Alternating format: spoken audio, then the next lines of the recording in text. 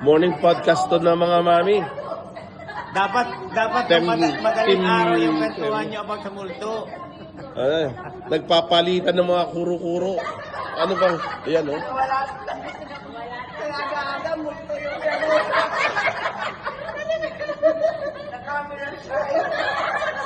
hindi pa naman sa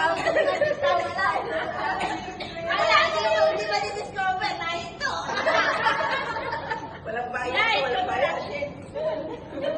Hindi, nasa likod talaga. Sabi naman mag-doorbell itong bata na to. Pagbukas ko, tumiretso na siya sa kwarto.